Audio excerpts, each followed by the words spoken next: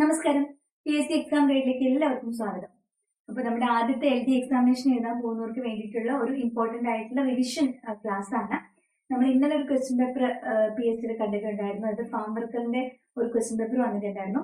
അപ്പൊ അതിലെ important areas എല്ലാം നോക്കിയിട്ട് നമുക്ക് ഇനി ആ ഒരു ഭാഗത്തെ ചുറ്റിപ്പറ്റിയിട്ട് കുറച്ചൊന്ന് കോൺസെൻട്രേറ്റ് ചെയ്താൽ നമുക്ക് കുറച്ച് മാർക്ക് നേടിയെടുക്കാനായിട്ട് സാധിക്കും. അപ്പൊ ഇന്ത്യൻ കോൺസ്റ്റിറ്റ്യൂഷനിലെ ഇമ്പോർട്ടന്റ് ആയിട്ടുള്ള പോയിന്റ്സ് ആണ് ഇന്ന് നിങ്ങളിലേക്ക് എത്തിക്കുന്നത്. ഇത് നിങ്ങൾ നല്ലൊരു റിവിഷൻ ക്ലാസ് ആയിട്ട് കാണുക. വളരെ ഇമ്പോർട്ടന്റ് ആയിട്ടുള്ള പോയിന്റ്സ് എന്തൊക്കെയാണ് ഇനി ഇന്ത്യൻ കോൺസ്റ്റിറ്റ്യൂഷൻ നിങ്ങൾ നോക്കേണ്ടതെന്നാണ് നമ്മൾ ഡിസ്കസ് ചെയ്യാനായിട്ട് പോകുന്നത്. ഇന്ത്യൻ ഭരണഘടനയിലെ ഏറ്റവും ഇമ്പോർട്ടന്റ് ആയിട്ടുള്ള ടോപ്പിക്സ് നമ്മുടെ സിലബസിൽ പറഞ്ഞിട്ടുള്ളതിൽ നമ്മുടെ ഭരണഘടനാ നിർമ്മാണ സഭ, മൗലിക അവകാശങ്ങൾ, ഇമ്പോർട്ടന്റ് അമെന്റ്മെന്റ്സ്, ഗവൺമെന്റിന്റെ ഘടകങ്ങൾ, പഞ്ചായത്ത് രാജ് ലിസ്റ്റ്, ഇതൊക്കെയാണ് ഏറ്റവും ഇമ്പോർട്ടന്റ് ആയിട്ടുള്ള ടോപ്പിക്സ്. അപ്പോൾ നമസ്കാരം. PSC എക്സാം ഗൈഡിലേക്ക് എല്ലാവർക്കും സ്വാഗതം. നമ്മുടെ എക്സാമിനേഷൻ തൊട്ടടുത്തെത്തി. അപ്പോൾ ഒരു ഫൈനൽ റിവിഷൻ ആണ്. ഇന്ന് ഞാൻ ഇന്ത്യൻ ഭരണഘടനയിലെ ഏതൊക്കെ ഏരിയാസിനെ നിങ്ങൾ ഫോക്കസ് ചെയ്തിട്ട് മുന്നോട്ട് കൊണ്ടുപോകണം എന്നാണ് ഇവിടെ പറയാൻ പോകുന്നത്. ഇന്നലെ ഒരു എക്സാം PSC നടത്തിയിട്ടുണ്ടായിരുന്നു. അപ്പൊ അതിന്റെ ക്വസ്റ്റ്യൻ പേപ്പർ അനലൈസ് ചെയ്തിട്ട് നിങ്ങൾക്ക് കുറച്ച് ഇമ്പോർട്ടന്റ് ആയിട്ടുള്ള കാര്യങ്ങൾ ഈ ഫൈനൽ ടൈമിൽ നിങ്ങൾക്ക് പറഞ്ഞു തരണമെന്ന് തോന്നിയിട്ടാണ് ഇന്ന് വീഡിയോ ചെയ്യുന്നത്. അപ്പൊ ഇന്ത്യൻ ഭരണഘടന എന്ന് പറഞ്ഞ ആ ഒരു സബ്ജക്റ്റില് ഭരണഘടനാ നിർമ്മാണ സഭ നമ്മുടെ സിലബസിലുണ്ട്. ഭരണഘടനാ നിർമ്മാണ സഭ PSCക്ക് ഇഷ്ടമാണ്. മിക്കവാറും ആ ടോപ്പിക്ക് വരണോർത്തൊക്കെ ചോദ്യങ്ങൾ ചോദിച്ചിട്ടുണ്ട്. അപ്പൊ ഞാൻ ഒരു റിവിഷൻ തരുമ്പോൾ നിങ്ങൾ ശ്രദ്ധിക്കേണ്ട പല കാര്യങ്ങളും എന്തൊക്കെയാണെന്ന് ഞാൻ പറഞ്ഞുതരാം. നിങ്ങൾക്ക് ഇമ്പോർട്ടന്റ് ആയിട്ടുള്ള ഇയേഴ്സ് ഒക്കെ എങ്ങനെ ഓർത്ത് വെക്കാം എന്നൊക്കെ എനിക്ക് പറ്റുന്ന ടിപ്സ് ഒക്കെ നിങ്ങൾക്ക് തരാം. അപ്പോൾ ആദ്യം മുതൽ അവസാനം വരെ നിങ്ങളത് കേൾക്കുക. ഓക്കെ. അപ്പൊ ഭരണഘടനാ നിർമ്മാണ സഭയുമായിട്ട് ബന്ധപ്പെട്ട് PSC റിപ്പീറ്റ് ചെയ്യുന്ന ചില വർഷങ്ങളും ചില ഡേറ്റ്സും ഉണ്ട്. എന്നാണ് ഭരണഘടനാ നിർമ്മാണ സഭ സെറ്റപ്പ് ചെയ്യുന്നത്? അത് 1946 വർഷം എന്ന് പറയുമ്പോഴേ കോൺസ്റ്റിറ്റ്യൂഷൻ അസംബ്ലി എന്ന് പറയുമ്പോഴേ 46 ഓർത്തോണം. 46 ഡിസംബർ, 46 എൻഡിലാണ്, ഡിസംബർ മാസം 6-ാം തീയതിയാണ് അവരൊരു ഭരണഘടനാ നിർമ്മാണ സമിതി സെറ്റപ്പ് ചെയ്യുന്നത്. ഇത് അധികം ചോദിക്കാറുള്ളത് ആദ്യത്തെ സമ്മേളനം എന്ന് നടന്നു എന്നുള്ളതാണ്. കോൺസ്റ്റിറ്റ്യൂഷൻ അസംബ്ലിയുടെ ഫസ്റ്റ് മീറ്റിംഗ് നടക്കുന്നത് 1946 ഡിസംബർ 9-ാം തീയതിയാണ്. ഡിസംബർ 9-ാം തീയതി അവർ മീറ്റിംഗ് കൂടുമ്പോൾ അവര് ആദ്യമായിട്ട് ആ മീറ്റിംഗിൽ ഒരു അധ്യക്ഷൻ വേണം. അപ്പൊ ആ ഗ്രൂപ്പിലെ ഏറ്റവും മുതിർന്ന അംഗത്തിനെ അവർ അധ്യക്ഷനാക്കുമായിരുന്നു. അത് ഡോക്ടർ സച്ചിദാനന്ദ സിൻഹയാണ്. ഓക്കെ, ആദ്യത്തെ അധ്യക്ഷൻ ഡോക്ടർ സച്ചിദാനന്ദ സിൻഹയാണ്. അത് കഴിഞ്ഞിട്ട് അവർ 11-ാം തീയതി ഇവർ സെക്കൻഡ് മീറ്റിംഗ് നടത്തിയപ്പോൾ അവരെന്ത് ചെയ്തു? അവർ ഒരു പെർമനന്റ് ആയിട്ടുള്ള ഒരു അധ്യക്ഷനെ കണ്ടെത്തി. അത് ഡോക്ടർ രാജേന്ദ്ര പ്രസാദ് ആണ്. അപ്പൊ രണ്ടുപേരുടെയും പേരുകള് ആ ചോദ്യങ്ങൾ കൃത്യമായിട്ട് അറിയണം. ആദ്യത്തെ അധ്യക്ഷൻ എന്ന് ചോദിച്ചാല് അതാരാണ്? സച്ചിദാനന്ദ സിൻഹയാണ്. എന്നാൽ സ്ഥിര അധ്യക്ഷൻ എന്ന് ചോദിക്കുമ്പോൾ അതാരാണ്? രാജേന്ദ്ര പ്രസാദ് ആണ്. താൽക്കാലിക അധ്യക്ഷൻ എന്ന് ചോദിച്ചാൽ സച്ചിദാനന്ദ സിൻഹയാണ്. അടുത്ത മീറ്റിംഗ് എന്നാണ്? 1946 ഡിസംബർ മാസം 9-ാം തീയതിയാണ് ഫസ്റ്റ് മീറ്റിംഗ്. 11-ാം തീയതിയിലെ മീറ്റിംഗിലാണ് രാജേന്ദ്ര പ്രസാദിനെ അധ്യക്ഷനാക്കുന്നത്. ഇനി 2 ദിവസം കഴിഞ്ഞിട്ട് ഡിസംബർ മാസം 13-ാം തീയതിയാണ് ലക്ഷ്യപ്രമേയം അഥവാ ഒബ്ജക്റ്റീവ് റെസൊല്യൂഷൻ ജവഹർലാൽ നെഹ്റു അവതരിപ്പിക്കുന്നത്. ആ ഡേറ്റും ഇമ്പോർട്ടന്റ് ആണ്. ലക്ഷ്യപ്രമേയം ഡിസംബർ 13-ാം തീയതി നെഹ്റു അവതരിപ്പിച്ചു. ആ ലക്ഷ്യപ്രമേയത്തെ അവർ അംഗീകരിക്കുന്നത് ജനുവരി, തൊട്ടടുത്ത മാസമായി. വർഷം മാറി ഡിസംബർ ജനുവരി എത്തി. ജനുവരി 22-നാണ്. അപ്പൊ അത്രയും ഇയേഴ്സ് ഡേറ്റ്സ്. 46 ഡിസംബർ 6-ന് സെറ്റപ്പ് ചെയ്യുന്നു. 46 ഡിസംബർ 9-ന് ഫസ്റ്റ് മീറ്റിംഗ്. 11-ന് 2 ദിവസം ഗ്യാപ്പാണ്. 11-ന് അവർ സെക്കൻഡ് മീറ്റിംഗ്. 13-ന് ലക്ഷ്യപ്രമേയം. ഇനി 47 വരുമ്പോൾ ജനുവരി 22-ന് ലക്ഷ്യപ്രമേയം അവര് അംഗീകരിക്കുകയാണ്. ഓക്കെ, ഈ ലക്ഷ്യപ്രമേയമാണ് പിന്നീട് പ്രിയാമ്പിൾ ആയിട്ട് മാറുന്നത്. അപ്പൊ ആമുഖത്തിന്റെ ശില്പി ആരാന്ന് ചോദിച്ചാൽ അവിടെ ജവഹർലാൽ നെഹ്റു ആണ്. ഓക്കെ, ഈ ഭരണഘടനാ നിർമ്മാണ സഭ ഇന്ത്യക്ക് ഒരു ഭരണഘടന ഉണ്ടാക്കാൻ വേണ്ടിയിട്ട് അവർ സെറ്റപ്പ് ചെയ്തതാണ്. അപ്പൊ അതിന്റെ അകത്ത് എത്ര അംഗങ്ങൾ ഉണ്ടായിരുന്നു? ആദ്യം ആ ഭരണഘടനാ നിർമ്മാണ സഭയിൽ ഉണ്ടായിരുന്ന അംഗങ്ങൾ 389 പേരാണ്. 389 പേരിൽ പ്രാദേശിക നിയമസഭയിൽ 292 പേര്, നാട്ടുരാജ്യങ്ങളിൽ നിന്ന് 93, ചീഫ് കമ്മീഷണർ പ്രവിശ്യയിൽ നിന്ന് 4 പേര്. അപ്പൊ ഈ നമ്പേഴ്സ് ഇമ്പോർട്ടന്റ് ആണോ ചോദിച്ചാൽ ഇമ്പോർട്ടന്റ് ആണ്. ചോദിച്ചിട്ടുണ്ട്. ആകെ എത്ര അംഗങ്ങളുണ്ട്? 389 പേര്. നാട്ടുരാജ്യങ്ങളിൽ നിന്ന് എത്ര പേരാണ്? 93 പേര്. 4 പേര് ചീഫ് കമ്മീഷണറുടെ പ്രവിശ്യയാണ്. അപ്പൊ ഇത്രയും നമ്പേഴ്സ് അറിയെങ്കിൽ 389-ൽ നിന്ന് 93 4 കൂടി നിങ്ങൾക്ക് കുറയ്ക്കാം. അപ്പൊ നിങ്ങൾക്ക് ഈ ഒരു നമ്പർ കിട്ടും. അപ്പൊ 389 മസ്റ്റ് ആയിട്ട് അറിയണം. 93 എളുപ്പമായി നാട്ടുരാജ്യങ്ങള്, പിന്നെ 4 പേര് ചീഫ് കമ്മീഷണേഴ്സ്. അപ്പോ ബാക്കിയുള്ള പ്രാദേശിക നിയമസഭ എന്നുള്ളത് 292 പേര്. ഇന്ത്യ പാകിസ്ഥാൻ ഡിവൈഡ് ചെയ്തതിനു ശേഷം ഈ 389 എന്നുള്ള 299 ആയിട്ടുണ്ട്. ഓപ്ഷനിൽ ഇതൊക്കെ വരും. അത് കൃത്യമായിട്ട് നമുക്ക് ധാരണ ഉണ്ടാവണം. ആദ്യം അവർ 389 പേരാണ്. പാക് ഡിവിഷന് ശേഷം അത് എത്രയായിട്ട് കുറഞ്ഞു? 299 ആയിട്ട്. ഇവിടെ 292 എന്ന് പറഞ്ഞത് ആദ്യം ഉണ്ടായിരുന്നെങ്കിൽ പ്രാദേശിക നിയമസഭ എന്നുള്ള അംഗങ്ങളുടെ എണ്ണാണ്. 292 ആണോ 99 ആണോ 84 ആണോ നമുക്ക് കൺഫ്യൂഷൻ വരാൻ സാധ്യതയുണ്ട്.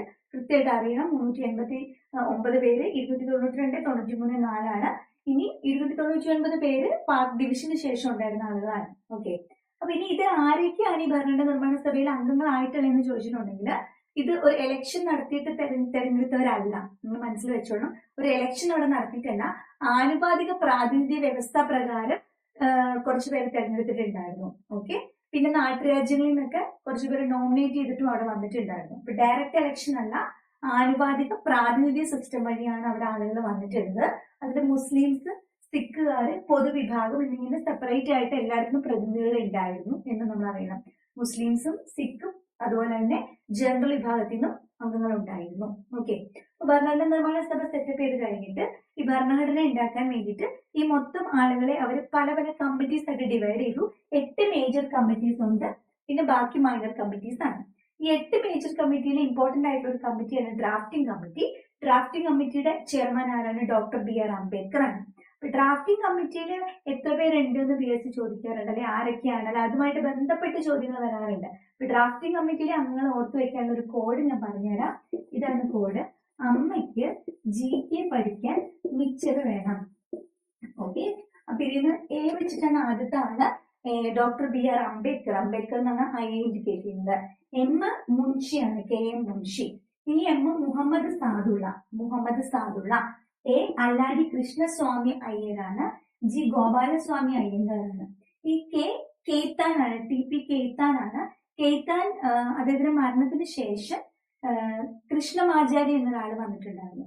അപ്പൊ K വെച്ചിട്ട് ആദ്യം കേത്താനായിരുന്നു, അദ്ദേഹത്തിന്റെ നിര്യാണത്തെ തുടർന്ന് വന്നത് കൃഷ്ണമാചാരിയാണ്. രണ്ടും K വെച്ചാണ്.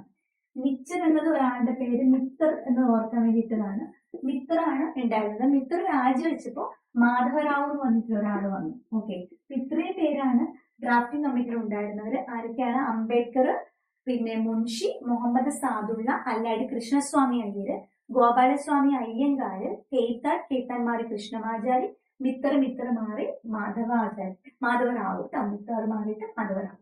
ഇത്രയും പേരാണ് ഡ്രാഫ്റ്റിംഗ് കമ്മിറ്റിയിൽ ഉണ്ടായിരുന്നത്. ഇനി ഓരോരോ കമ്മിറ്റിയുടെ ഹെഡ് ആരാണെന്നൊക്കെ ചോദിക്കാറുണ്ട്. അപ്പൊ ഫ്ലാഗ് കമ്മിറ്റി ഉണ്ട്. ഫ്ലാഗ് കമ്മിറ്റിയുടെ ഹെഡ് എന്ന് പറഞ്ഞാൽ നമ്മുടെ ഡോക്ടർ രാജേന്ദ്ര പ്രസാദ് ആണ്. സ്റ്റിയറിംഗ് കമ്മിറ്റി ഉണ്ട്. സ്റ്റിയറിംഗ് കമ്മിറ്റിയുടെ ഹെഡും ഡോക്ടർ രാജേന്ദ്ര പ്രസാദ് ആണ്. ഓക്കെ, ഫ്ലാഗ് കമ്മിറ്റിയുടെ സ്റ്റിയറിംഗ് കമ്മിറ്റിയുടെ ഹെഡ് രാജേന്ദ്ര പ്രസാദ് ആണ്. പിന്നെ യൂണിയൻ പവർ കമ്മിറ്റിയുടെ ഹെഡ് ജവഹർലാൽ നെഹ്റു ആണ്. അപ്പൊ ഈ ഓരോ 8 മേജർ കമ്മിറ്റീസിന്റെയും അധ്യക്ഷൻ ആരാണെന്നുള്ളത് നിങ്ങളൊന്ന് നോക്കി പോകണം കേട്ടോ. ഇനി ഭരണഘടന നിർമ്മാണ സമിതി അപ്പൊ ഇത്രയും പേരെ വെച്ചിട്ട് അവർ ഇന്ത്യൻ കോൺസ്റ്റിറ്റ്യൂഷൻ ഭരണഘടന റെഡിയാക്കി. ആ ഭരണഘടന ഫൈനലായിട്ട് അതിനെ ഭരണഘടന നിർമ്മാണ സമിതി അംഗീകരിച്ചത് 1949 നവംബർ 26 അപ്പൊ 46 തുടങ്ങി 47 ഇന്ത്യക്ക് ഇൻഡിപെൻഡൻസ് ഒക്കെ കിട്ടി. അപ്പോഴും ഭരണഘടനാ നിർമ്മാണം തുടർന്നുകൊണ്ടിരിക്കുകയാണ്. 47 ജനുവരി 22 ലക്ഷ്യപ്രമേയം നെഹ്റു അവതരിപ്പിച്ചത്. അത് കഴിഞ്ഞ് 47 ഓഗസ്റ്റ് 15 ഇന്ത്യക്ക് സ്വാതന്ത്ര്യം കിട്ടി. അപ്പൊ 47 ഓഗസ്റ്റ് 15 ഇന്ത്യക്ക് ഇൻഡിപെൻഡൻസ് കിട്ടി എന്ന് പറയുമ്പോൾ ഈ ഡേറ്റുമായിട്ട് ഓർത്ത് വേറൊരു ഡേറ്റ് നിങ്ങൾക്ക് ഓർക്കാം, ജൂലൈ 22. 47 ജൂലൈ 22 നമ്മുടെ ദേശീയ പതാക ഭരണഘടന നിർമ്മാണ സമിതി അംഗീകരിക്കുന്നത്. അപ്പൊ 47 ജനുവരി 22 ജവഹർലാൽ നെഹ്റുവിന്റെ ലക്ഷ്യപ്രമേയം അംഗീകരിക്കുന്നു. ജൂലൈ 22 നമ്മുടെ ഫ്ലാഗ് ദേശീയ പതാക അംഗീകരിക്കുന്നു. 1947 ഓഗസ്റ്റ് 15 ഇന്ത്യക്ക് ഇൻഡിപെൻഡൻസ് കിട്ടുന്നു. ഇനി 1947 ഓഗസ്റ്റ് 15 ഇൻഡിപെൻഡൻസ് കിട്ടിയതിനു ശേഷവും ഭരണഘടനാ നിർമ്മാണം തുടരുകയാണ്.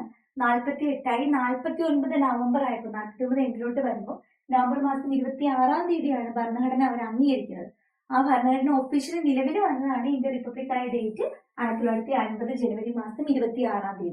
അപ്പൊ ഭരണഘടനാ നിർമ്മാണ സമിതി അങ്ങനെ കോൺസ്റ്റിറ്റ്യൂഷൻ റെഡിയാക്കിയപ്പോൾ ഇതിൽ അവസാനമായിട്ട് ഒപ്പുവെച്ചത് എത്ര പേരാണ്? 284 പേരാണ് അവസാനമായിട്ട് ഇതിനകത്ത് ഒപ്പുവെച്ചിട്ടുള്ളത്. എത്ര പേരാണ്? 284.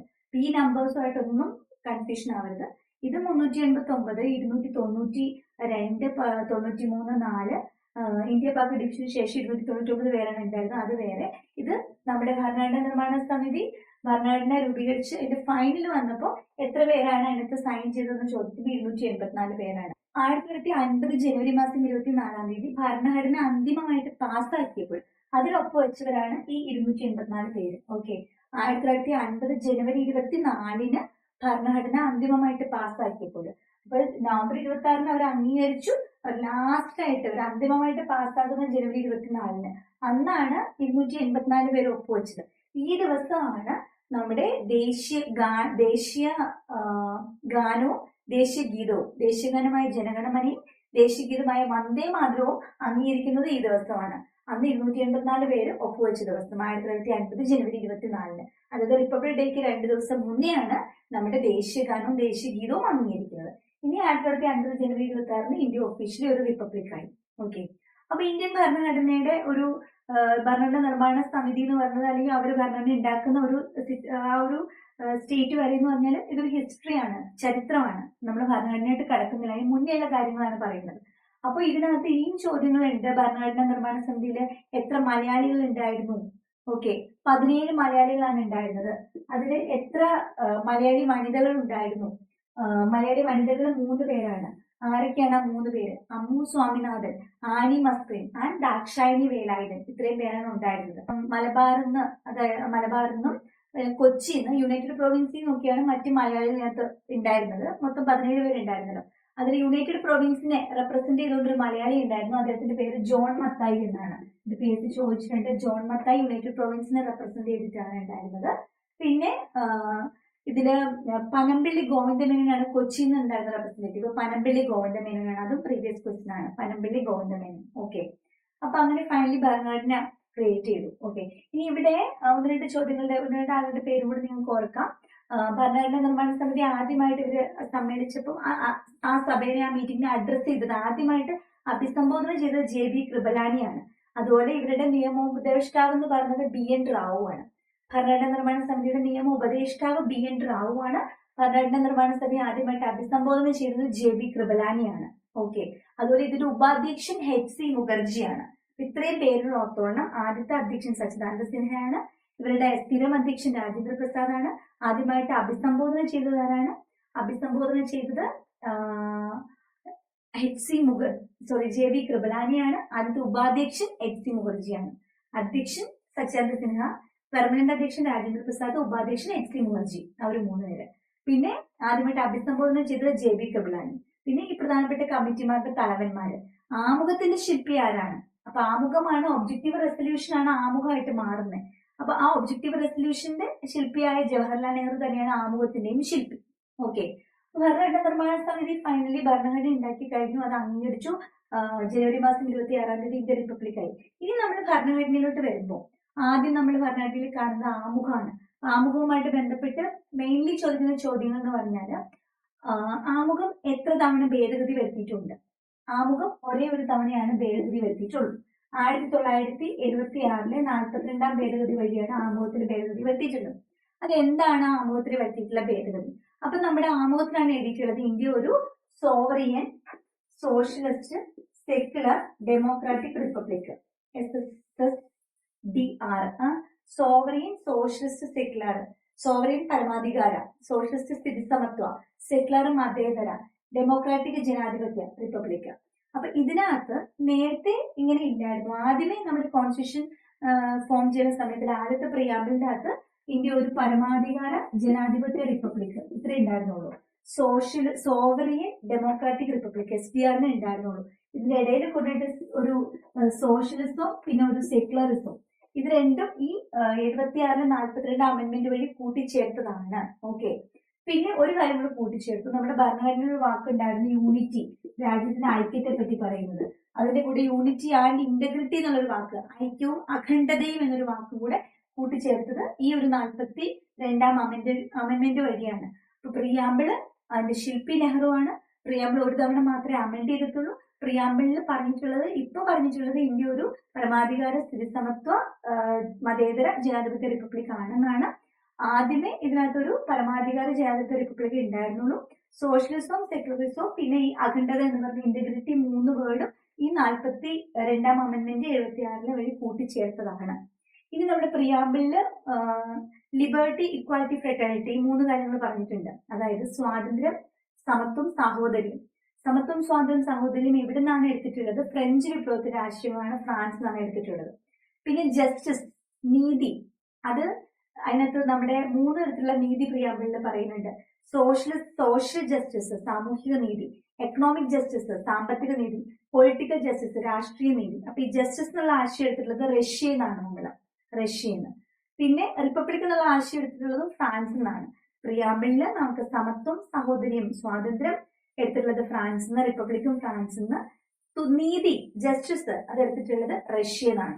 ഇനി പ്രിയാമ്പിളിൽ കൊടുത്തിട്ടുള്ള ഒരേ ഒരു ഡേറ്റ് ഏതാണ്? അത് ഇതാണ്, 1946 നവംബർ 49 നവംബർ 26 നമ്മുടെ ആമുഖത്തിൽ പറഞ്ഞിട്ടുള്ള ഒരു ഡേറ്റ് ആണ് 1949 നവംബർ മാസം 26 ഈ ഡേറ്റ് നോട്ട് ചെയ്തോണം. ഓക്കെ, അപ്പോ നമ്മുടെ ആമുഖത്തിൽ എന്തൊക്കെ കാര്യങ്ങളാണ് പറഞ്ഞിട്ടുള്ളത് എന്നുള്ളതിന്റെ ഒരു ഐഡിയ നമ്മൾ പറഞ്ഞു. ഈ ഇത്രയും കാര്യങ്ങൾ ഈ ഒരു SSSDR അല്ലെ, സോഷ്യൽ നമ്മുടെ സോവറിയൻ സോഷ്യലിസം സെക്യുലറിസം ഡെമോക്രാറ്റിക് റിപ്പബ്ലിക്, പിന്നെ സമത്വം, സ്വാതന്ത്ര്യം, സാഹോദര്യം, പിന്നെ നീതി, സാമൂഹിക നീതി, സാമ്പത്തിക നീതി, രാഷ്ട്രീയ നീതി, പിന്നെ രാജ്യത്തിന് ഐക്യവും അഖണ്ഡതയും, പിന്നെ ഈ ഒരു ഡേറ്റ്, ഇത്രയും കാര്യങ്ങളൊക്കെയാണ് ആമുഖത്തിൽ പറഞ്ഞിട്ടുള്ളത്. ആമുഖത്തിന്റെ ശില്പി നെഹ്റുവാണ്. ഓക്കെ, ഇനി ഇന്ത്യൻ ഭരണഘടനയുടെ പ്രത്യേകതകളാണ് ഇന്നത്തെ ക്വസ്റ്റ്യൻ പേപ്പറിൽ ചോദിച്ചിട്ടുള്ളത്. അപ്പൊ ജനറലി നമ്മുടെ ഭരണഘടനയ്ക്ക് കുറെ പ്രത്യേകതകളുണ്ട്. ദൃഢമായ ഭരണഘടനയുമാണ്, ശിഥിലവുമാണ്. ദൃഢവുമാണ്, ശിഥിലവുമാണ്. അതായത് ഇന്ത്യൻ ഭരണഘടനയിൽ നമുക്ക് അത് ലിഖിത ഭരണഘടനയാണ്, എഴുതപ്പെട്ട ഭരണഘടന ആയതുകൊണ്ട് അതിന്റെ കാര്യങ്ങൾ അത്ര പെട്ടെന്ന് മാറ്റാൻ പറ്റില്ല. അതുകൊണ്ട് ദൃഢമാണ്.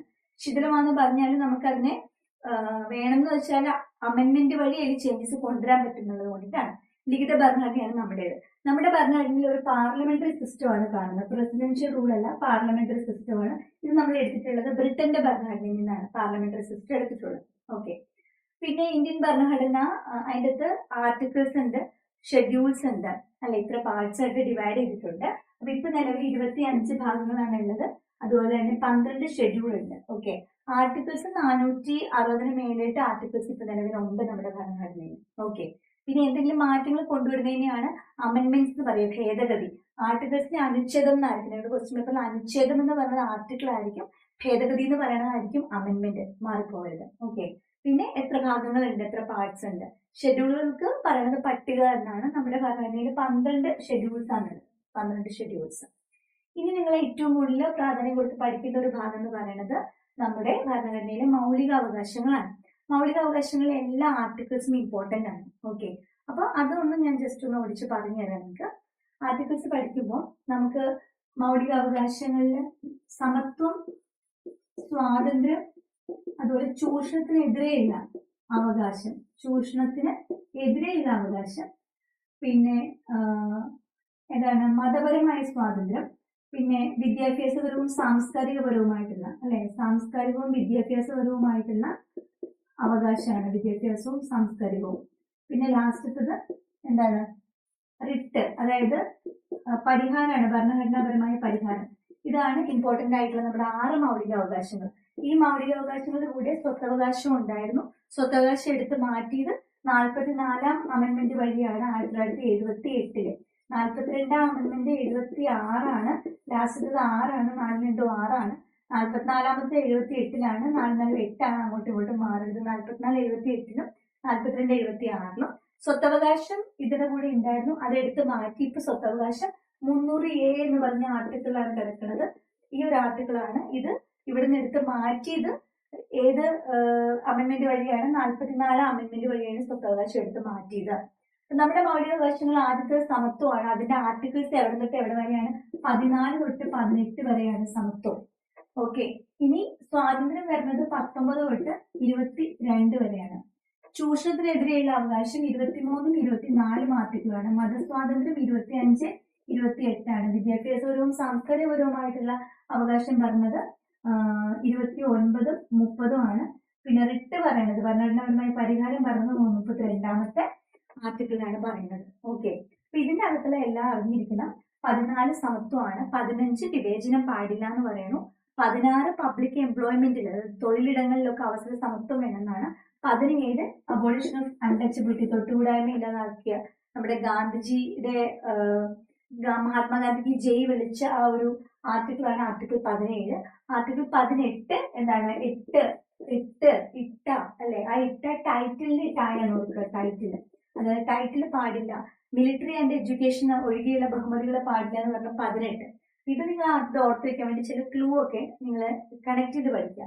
അതിപ്പോ 18 ഞാൻ പറഞ്ഞില്ലേ, ടൈറ്റിൽ നോക്കുക, ടാറ്റ, അങ്ങനെയൊക്കെ കണക്ട് ചെയ്തിട്ട് നിങ്ങൾക്ക് കുറെ ആർട്ടിക്കിൾസ് ഓർത്ത് വെക്കാൻ പറ്റുക. 14 സമത്വം. അതായത് സമം എന്ന് പറയുമ്പോൾ പെട്ടെന്ന് സമചതുരം ഓർക്കുക. സമചതുരത്തിന്റെ 4 വശങ്ങൾ ഈക്വൽ ആണല്ലോ. അപ്പൊ അങ്ങനെ ഒരു 14 സമത്വം എന്നൊക്കെ ഓർത്ത് വെക്കുക. പിന്നെ തൊട്ട് താഴെ 15 വിവേചനം പാടില്ല. സമത്വത്തിന്റെ തന്നെ ഭാഗമാണ് വിവേചനം പാടില്ല. തൊഴിലവസരങ്ങളിലൊക്കെ സമത്വം വേണം. 16 പറയണം. 17 അൺടച്ചബിലിറ്റി. 18 ടൈറ്റിൽ. ഓക്കെ. ഇനി 19 സ്വാതന്ത്ര്യം പറയുന്നത്. 19A നമുക്ക് സംസാരിക്കാം. ആശയപ്രകടനത്തിലേക്കുള്ള സ്വാതന്ത്ര്യമാണ്. അത് കഴിഞ്ഞാൽ നമ്മൾ എന്ത് ചെയ്യും? നമ്മളെല്ലാവരും കൂടെ സമ്മേളിക്കും. സമ്മേളനത്തിനുള്ള സ്വാതന്ത്ര്യമാണ് 19B പറയുന്നത്. അത് കഴിഞ്ഞിട്ട് നമ്മൾ ഒരു സംഘടന ഉണ്ടാക്കുന്നു, അസോസിയേഷൻ. അതാണ് 19C പറഞ്ഞത്. പിന്നെ നമ്മൾ രാജ്യത്തിനകത്ത് എവിടെ വേണമെങ്കിലും ട്രാവൽ ചെയ്യും. അതാണ് 19D പറയണത്. പിന്നെ നമുക്ക് ഇഷ്ടമുള്ള സ്ഥലത്ത് നമ്മൾ എന്ത് ചെയ്യും? അവിടെ താമസിക്കും. അതാണ് 19E പറയണത്. 19F എടുത്ത് മാറ്റി, പ്രോപ്പർട്ടി, സ്വത്തുമായിട്ട് ബന്ധപ്പെട്ടതായിരുന്നു.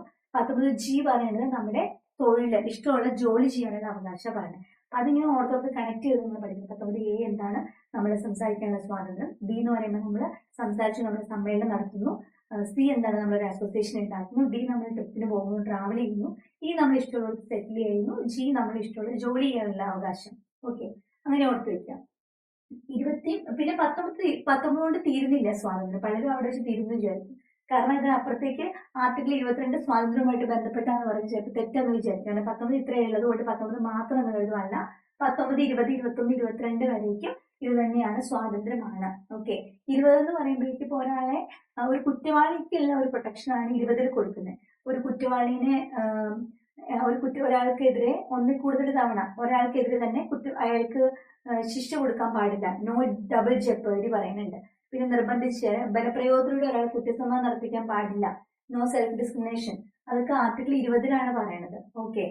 പിന്നെ ഇതുപോലെ മുൻകാല പ്രാബല്യം, ക്രിമിനൽ കേസുകളിൽ മുൻകാല പ്രാബല്യം വേണ്ടാന്നുള്ളതൊക്കെ പറയണത് കുറ്റവാളിക്കുള്ള സംരക്ഷണമൊക്കെ പറഞ്ഞ ആർട്ടിക്കിൾ 20. ആർട്ടിക്കിൾ 21 ഏറ്റവും ഇമ്പോർട്ടന്റ്. നമുക്ക് ജീവിക്കാനും വ്യക്തി സ്വാതന്ത്ര്യത്തിനുള്ള അവകാശമാണ്. 21 പറയുമ്പോൾ ആർട്ടിക്കിൾ 14, 19, 21 ഇത് മൂന്നും ഒരു ട്രയാങ്കിളിന്റെ 3 വശങ്ങളാണ്. Golden triangles of Indian constitution ആണ് ഇത് 3 പറയുന്നത്. ഗോൾഡൻ ട്രയാങ്കിൾസ് ആണ് പറയുന്നത്. ഓക്കെ. അപ്പൊ സമത്വം, സ്വാതന്ത്ര്യം. സ്വാതന്ത്ര്യത്തിൽ 21 കഴിഞ്ഞിട്ട് 21A 86 അമെന്റ്മെന്റ് നമ്മുടെ വിദ്യാഭ്യാസ അവകാശമായിട്ട് ബന്ധപ്പെട്ടതാണ്. വിദ്യാഭ്യാസം മൗലികാവകാശമാക്കി മാറ്റിയതാണ് 86 അമെന്റ്മെന്റിലൂടെ. 21A ആണ് കൂട്ടിച്ചേർത്തിട്ടുള്ള ആർട്ടിക്കിൾ. 22 ഒരാൾക്ക് അറസ്റ്റ് ചെയ്തിട്ടുണ്ടെങ്കിൽ അയാൾക്ക് കൊടുക്കുന്ന ഒരു പ്രൊട്ടക്ഷൻ ആണ് 22 പറഞ്ഞത്. കരുതൽ തടങ്കലൊക്കെ പറയുന്നത്. അതായത് ഒരു കുറ്റവാളിനെ അറസ്റ്റ് ചെയ്താൽ അയാൾ 24 മണിക്കൂറിനുള്ളിൽ മജിസ്ട്രേറ്റിന് മുന്നിൽ എത്തിക്കുക. അതുപോലെ അയാൾക്ക് ഇപ്പം വക്കീലിനൊക്കെ വിളിക്കുന്നത് അയാൾക്ക് അവസരം കൊടുക്കണം. അങ്ങനെയുള്ള കാര്യങ്ങളൊക്കെയാണ് പറയുന്നത് ആർട്ടിക്കിൾ 22. അതുപോലെ കരുതൽ തടങ്കലുമായിട്ട് ബന്ധപ്പെട്ട കാര്യങ്ങളും 22 പറഞ്ഞു വെക്കുന്നുണ്ട്. അത് കരുതൽ തടങ്കലിൽ ഒരാളെ തടങ്കലിലാക്കിയാൽ മാക്സിമം 3 മാസം അതിനുള്ളിൽ തന്നെ അയാൾ എന്ത് ചെയ്യണം, അതിന് വിധിക്കണം എന്നൊക്കെ പറയുന്നത് ആർട്ടിക്കിൾ 22. ഇനി 23ഉം 24ഉം ചൂഷണത്തിനെതിരെയാണ്. 23 ഫോഴ്സ്ഡ് ലേബർ, നമ്മുടെ ഹ്യൂമൻ ട്രാഫിക്കിംഗ്, മനുഷ്യക്കടത്തൊക്കെ പറയുന്നത് 23 പാടില്ല എന്ന് പറഞ്ഞത്. 24 ബാലവേല നിരോധനം. 24 അല്ല ബാലവേല അല്ല, 24 അല്ല ബാലവേല അല്ല, ഓർത്തിച്ചണം. 24 ബാലവേല നിരോധനം പറയുന്നു. ഈ 25 തൊട്ട് 28 വരെ മതസ്വാതന്ത്ര്യമാണ്. 25 നമുക്ക് ഇഷ്ടമുള്ള മതത്തിൽ വിശ്വസിക്കാം, ആരാധന നടത്താം എന്നൊക്കെ പറയുന്നു. 26, 27, 28. 27 മതത്തിന്റെ പേരിൽ ടാക്സ് വിധിക്കാൻ പാടില്ല. അപ്പൊ അത് ഓർത്ത് വയ്ക്കാൻ വേണ്ടി 27ന്റെ 7 T ആക്കി അതുമായിട്ട് ബന്ധപ്പെട്ട് ടാക്സ് ആണ് ഓർത്ത് വയ്ക്കുക. പിന്നെ സ്കൂളുകളിലൊക്കെ നിർബന്ധിച്ച് ഏതെങ്കിലും ഒരു മതത്തിന്റെ ഇത് ഫോളോ ചെയ്യിക്കാൻ പാടില്ല എന്നൊക്കെയാണ് 28 പറയുന്നത്. പിന്നെ മതപരമായ സ്ഥാപനങ്ങളൊക്കെ നടത്താൻ പറ്റും. ഓക്കെ, അതിനെ പറ്റി 26 പറയുന്നുണ്ട്. അപ്പൊ 25, 26, 27, 28 എല്ലാം മതവുമായിട്ട് ബന്ധപ്പെട്ട കാര്യങ്ങളാണ് ഓർക്കുന്നു. ഇനി 29, 30 ന്യൂനപക്ഷ സംരക്ഷണവുമായിട്ട് ബന്ധപ്പെട്ട 2 അവകാശങ്ങളാണ്. ന്യൂനപക്ഷ സംരക്ഷണമാണ് 29ഉം 30ഉം. ന്യൂനപക്ഷക്കാരുടെ വിദ്യാഭ്യാസപരവും സാംസ്കാരികപരവുമായിട്ടുള്ള അവകാശമാണ്. അവർക്ക് ന്യൂനപക്ഷക്കാരുടെ അവരുടെ ഭാഷയൊക്കെ പ്രൊട്ടക്ട് ചെയ്യണം എന്നൊക്കെ പറഞ്ഞത് 29ലും. അവർക്ക് എഡ്യൂക്കേഷൻ സ്ഥാപനമൊക്കെ സ്റ്റാർട്ട് ചെയ്യാന്ന് പറയുന്നത്, എസ്റ്റാബ്ലിഷ് ചെയ്യാന്നൊക്കെ പറയുന്നത് 30ലുമാണ്. സാംസ്കാരികപരവും വിദ്യാഭ്യാസപരവുമായിട്ടുള്ള അവകാശമാണത്. പിന്നെ 32 റിട്ട് പുറപ്പെടുവിക്കുക. ഈ മൗലികാവകാശങ്ങൾ എന്തെങ്കിലും നമുക്ക് കിട്ടിയിട്ടില്ലെങ്കിൽ കോടതിയിൽ, സുപ്രീം കോടതിയെ സമീപിക്കാം. കോടതി റിട്ട് പുറപ്പെടുവിക്കുന്നതാണ് 32. ആ റിട്ട് ഹൈക്കോടതിക്ക് പുറപ്പെടുവിക്കാം. അപ്പൊ ആർട്ടിക്കിൾ 226 ആകും. അപ്പൊ ആ ആർട്ടിക്കിൾസ് ഇമ്പോർട്ടന്റ് ആണ്. അപ്പൊ ഇത് നിങ്ങൾക്ക് ഈ മൗലികാവകാശങ്ങളുടെ ഓർഡറിൽ ഓർക്കാൻ വേണ്ടി സമൂസ ചുമവിറ എന്നുള്ളൊരു കോഡ് ഉപയോഗിക്കുക കേട്ടോ. സമൂസ ചുമവിറ. സമത്വം. ആദ്യത്തെ സമത്വം 14, 18. ഈ സ്വാതന്ത്ര്യം 19 തൊട്ട് 22 വരെ. ഈ ചൂഷണത്തിനെതിരെയുള്ളതാണ് 23, 24. ഈ മതസ്വാതന്ത്ര്യമാണ് 25 തൊട്ട് 28 വരെ. ഈ വിദ്യാഭ്യാസപരവും സാംസ്കാരികപരവുമായിട്ടുള്ള അവകാശമാണ് 29, 30. ഈ റിട്ട് പുറപ്പെടുവിക്കാനുള്ള അവകാശമാണ് 32. ഓക്കെ, അപ്പോൾ സമൂസ ചുമവരെ ഓർത്താൽ ഈ ഓർഡർ കിട്ടും. ഈ ഓർഡർ കിട്ടുമ്പോൾ അതിന്റെ ആർട്ടിക്കിൾസ് സമത്വം 14, 18, സ്വാതന്ത്ര്യം 19, 22, 23, 24 ചൂഷണത്തിനെതിരെ, 25, 28 മതസ്വാതന്ത്ര്യം, 29, 30 വിദ്യാഭ്യാസപരവും സാംസ്കാരികമായിട്ടുള്ള അവകാശം, 32 റിട്ട്. അത്രയും പഠിച്ചോളണം. പിന്നെ റിട്ടിന്റെ അകത്തേക്ക് വരുമ്പോൾ അതിൽ നിന്ന് ചോദിക്കാറുണ്ട് ഏതൊക്കെ റിട്ടുകളാണ്. ഒരാളെ അനധികൃതമായിട്ട് തടങ്കലിൽ വെച്ചാൽ, അന്യായമായിട്ട് തടങ്കലിൽ വെച്ചാൽ വിട്ട് കിട്ടാനുള്ള റിട്ടാണ് ഹേബിയസ് കോർപ്പസ്. ഇനി ബി കമാൻഡ് എന്ന് പറയുന്നത് മാൻഡമസ്. ഒരു ആളോട് അയാളുടെ ഡ്യൂട്ടി ചെയ്യാനായിട്ട് അയാളെ ഡു യുവർ ഡ്യൂട്ടി എന്നൊക്കെ പറഞ്ഞ് കമാൻഡ് ചെയ്യാണ് ഒരു ഉദ്യോഗസ്ഥനോട്, അതാണ് മാൻഡമസ്. പിന്നെ കോവാറന്റോ ഒരാൾക്ക് അർഹമില്ലാത്ത ഒരു പൊസിഷനിൽ ഇരുന്നാൽ അയാൾക്ക് അർഹതയില്ലാത്ത ഒരു പദവിയിലാണ് അയാൾ ഇരിക്കുന്നതെന്നുണ്ടെങ്കിൽ അയാൾക്കെതിരെ കൊടുക്കുന്നതാണ് കോവാറന്റോ. ഓൺ വോട്ട് അതോറിറ്റി അയാൾ ക്വസ്റ്റ്യൻ ചെയ്യുന്നതാണ് കോവാറന്റോ. പിന്നെയുള്ള പ്രൊഹിബിഷനും സെർഷ്യോറിയും മേൽക്കോടതി കീഴ്ക്കോടതിയിലേക്ക് കൊടുക്കുന്നതാണ് 2 എണ്ണം. പ്രൊഹിബിഷൻ തടയാണ്, പ്രൊഹിബിറ്റ് ചെയ്യാണ്. അവരുടെ കയ്യിൽ ഒരു കേസ് അത് അവിടെ നിർത്തി വെച്ചേക്കുക, അവരത് ചെയ്യേണ്ട എന്നുള്ള രീതിയിൽ. പിന്നെ സെർഷ്യോറി എന്ന് പറഞ്ഞാൽ ടു ബി സർട്ടിഫൈഡ് എന്നാണ്, അതായത് അവരുടെ കയ്യിലുള്ള കേസ് മേൽക്കോടതിയിലോട്ട് ട്രാൻസ്ഫർ ചെയ്യിച്ചുകൊണ്ട്, അതായത് മറ്റേത് അവിടെ നിർത്തുന്നേ ഉള്ളൂ, ഇത് നിർത്തി അവരെ വാങ്ങിച്ചെടുക്കുന്നു സെർഷ്യോറി. അപ്പൊ ഇതിൽ മേൽക്കോടതി കീഴ്ക്കോടതിക്ക് കൊടുക്കുന്നതാണ് ഏതൊക്കെ? പ്രൊഹിബിഷനും സെർഷ്യോറി. ഉദ്യോഗസ്ഥരോട് ഡ്യൂട്ടി ചെയ്യാൻ പറഞ്ഞത് ഈ കമാൻഡ് മാൻഡമസ്. അയാൾക്ക് അർഹതയില്ലാത്ത പൊസിഷനിൽ ഇരിക്കുമ്പോൾ അതിനെതിരെയായിട്ടുള്ളതാണ് എന്ത്? കോവാറന്റോ എന്ന് പറയുന്നത്. ഓക്കെ, പിന്നെ ഹേബിയസ് കോർപ്പസ് നിങ്ങൾക്കറിയാം. അപ്പൊ റിട്ടുകൾ ഇമ്പോർട്ടന്റ് ആണ്. പിന്നെ മൗലികാവകാശമായിട്ട് ബന്ധപ്പെട്ട് എല്ലാ മൗലികാവകാശങ്ങളും എല്ലാവർക്കും കിട്ടില്ല. ഇത് ഇന്ത്യൻ പൗരന്മാർക്ക് മാത്രം അവകാശപ്പെട്ട ചില മൗലിക അവകാശങ്ങളുണ്ട്. അത് ഏതൊക്കെയാണെന്ന് നോട്ട് ചെയ്യണം. ഇന്ത്യൻ പൗരന്മാർക്ക് മാത്രം അവകാശപ്പെട്ടതായിട്ട് ഞാൻ പറയാൻ പോണ മൗലികാവകാശങ്ങൾ. ഈ പറഞ്ഞിട്ടുള്ള മൗലികാവകാശങ്ങൾ 15, 16. 15 ഡിസ്ക്രിമിനേഷൻ പാടില്ല, പബ്ലിക് എംപ്ലോയ്മെന്റിലെ അവസര സമത്വം. 19 നമുക്ക് സ്വാതന്ത്ര്യം, അതിനുള്ള അവകാശം. പിന്നെ 29, 30 സാംസ്കാരികപരവും വിദ്യാഭ്യാസപരവുമായ അവകാശം. ഇത്രയും മൗലിക അവകാശങ്ങൾ ഇന്ത്യൻ പൗരന്മാർക്ക് മാത്രം അവകാശപ്പെട്ടതാണ്. 15, 16, 19, 29, 30. അപ്പൊ മൗലികാവകാശവുമായിട്ട് ബന്ധപ്പെട്ട് ഇമ്പോർട്ടന്റ് ആയിട്ട് ആർട്ടിക്കിൾസ് അത്രയും മസ്റ്റ് ആയിട്ട് പഠിക്കുക. ഇനി ഓരോ രാജ്യത്തും നമ്മൾ കടമെടുത്തിട്ടുള്ള എന്തൊക്കെ കാര്യങ്ങളാണെന്ന് റിപ്പീറ്റ് ചെയ്ത് ചോദിക്കുന്നുണ്ട്. ഇപ്പൊ പാർലമെന്ററി സിസ്റ്റം ആയിക്കോട്ടെ, ക്യാബിനറ്റ് സിസ്റ്റം ആയിക്കോട്ടെ, നമുക്ക് ഏക പൗരത്വമാണ് ഇന്ത്യക്കുള്ളത്, സിംഗിൾ സിറ്റിസൺഷിപ്പ് ആയിക്കോട്ടെ, ഇതൊക്കെ നമ്മൾ എടുത്തിട്ടുള്ള റൂൾ ഓഫ് ലോ, നിയമവാഴ്ച, ഇതൊക്കെ എടുത്തിട്ടുള്ളത് ബ്രിട്ടനിൽ നിന്നാണ്. ബ്രിട്ടനിൽ എടുത്തിട്ടുള്ള കാര്യങ്ങളാണ് നമ്മുടെ പാർലമെന്ററി സിസ്റ്റം, നമ്മുടെ cabinet system, single citizenship, rule of law ഒക്കെ ബ്രിട്ടനിൽ നിന്നാണ് എടുത്തിട്ടുള്ളത്. മൗലികാവകാശങ്ങൾ എടുത്തിട്ടുള്ളത് അമേരിക്കൻ കോൺസ്റ്റിറ്റ്യൂഷനിൽ നിന്നാണ് മൗലികാവകാശങ്ങൾ. അതുപോലെ DPSP എടുത്തിട്ടുള്ളത് പലതവണ ചോദിച്ചിട്ടുണ്ട് അയർലൻഡിൽ നിന്നാണ്, അയർലൻഡിന്റെ ഭരണഘടനയാണ് DPSP, അയർലൻഡ്. ഓക്കെ, പിന്നെ അവശിഷ്ട അധികാരങ്ങൾ കാനഡയിൽ നിന്നാണ്. അപ്പൊ അവശിഷ്ട അധികാരം എന്ന് പറയുമ്പോൾ അവശിഷ്ടം കാനയിലാണ് ഇടുന്നതെന്ന് ഓർത്താൽ മതി. അവശിഷ്ട അധികാരങ്ങൾ എവിടെ നിന്ന് എടുത്തിട്ടുള്ളത്? കാനഡയിൽ നിന്നാണ് എടുത്തിട്ടുള്ളത്. അതുപോലെ ലിസ്റ്റിന്റെ അകത്ത് കൺകറന്റ് ലിസ്റ്റ് ഉണ്ട്. Union list, state list, country ലിസ്റ്റിന് 3 ലിസ്റ്റ് ഉണ്ട്. കൺട്രി ലിസ്റ്റ് എടുത്തിട്ടുള്ളത് ഓസ്ട്രേലിയ നിന്നാണ്. അപ്പൊ കൺകറന്റ് കംകാരും നോക്കുക, കംകാരും ഓസ്ട്രേലിയ എന്ന് കണക്ട് ചെയ്ത് വെച്ചാൽ കൺട്രി ലിസ്റ്റ് ഓസ്ട്രേലിയ നിങ്ങൾക്ക് ഓർത്ത് വെക്കാനായിട്ട് പറ്റും. പിന്നെ നമ്മുടെ USSR നിന്നാണ്, റഷ്യ നിന്നാണ് നമ്മൾ മൗലിക കടമകൾ എടുത്തിട്ടുള്ളത്. റഷ്യയുടെ ഭരണഘടനയാണ്. USSR നിന്നാണ് മൗലിക കടമകൾ നമ്മൾ എടുത്തിട്ടുള്ളത്. നമ്മുടെ പഞ്ചവത്സര പദ്ധതികളും റഷ്യയിൽ നിന്ന് തന്നെയാണ് എടുത്തിട്ടുള്ളത്, USSR നിന്നാണ്. ഓക്കെ, പിന്നെ ഫ്രാൻസിൽ നിന്നാണ് സമത്വം, സ്വാതന്ത്ര്യം, സാഹോദര്യം എന്നുള്ള ആശയം എടുത്തിട്ടുള്ളത്. നമ്മുടെ നീതി, ജസ്റ്റിസ് എടുത്തിട്ടുള്ളത് റഷ്യയിൽ നിന്നാണ്. ഇപ്പൊ പ്രധാനപ്പെട്ട കാര്യങ്ങൾ ഏത് രാജ്യത്തിനാണ് കടമെടുത്തിട്ടുള്ളതെന്ന് PSC റിപ്പീറ്റ് ചെയ്ത് ചോദിക്കാറുണ്ട്. അപ്പൊ അത് ഓർത്ത് വെച്ചോളണം. പിന്നെ നിങ്ങൾ DPSPയുടെ ഇമ്പോർട്ടന്റ് ആയിട്ടുള്ള ആർട്ടിക്കിൾസും കൂടെ നോക്കണം. അതായത് ആർട്ടിക്കിൾ 39A ഉണ്ട്, 39D ഒക്കെ PSC ചോദിച്ചിട്ടുണ്ട്. ഓക്കെ, അതായത് DPSPയിൽ നമുക്ക് ഒരുപാട് ആർട്ടിക്കിൾസ് പഠിക്കാനുണ്ട്. സോഷ്യലിസ്റ്റ്, ഗാന്ധിയൻ, ലിബറൽ, ഇന്റലക്ച്വൽ 3ആയിട്ട് തിരിച്ചിട്ട്.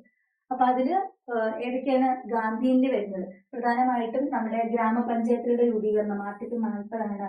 പിന്നെ കോപ്പറേറ്റീവ് സൊസൈറ്റി, കുടിൽ വ്യവസായം ഒക്കെ 43 പറയുന്നതാണ്. കുടിൽ വ്യവസായം പറയുന്നുണ്ട്. 43B അമെന്റ്മെന്റ് പറയുന്നുണ്ട്. നമ്മുടെ കോപ്പറേറ്റീവ് സൊസൈറ്റി എന്നൊരു കോൺസെപ്റ്റ് പറയുന്നുണ്ട്. 47 മദ്യ നിരോധനം പറയുന്നുണ്ട്.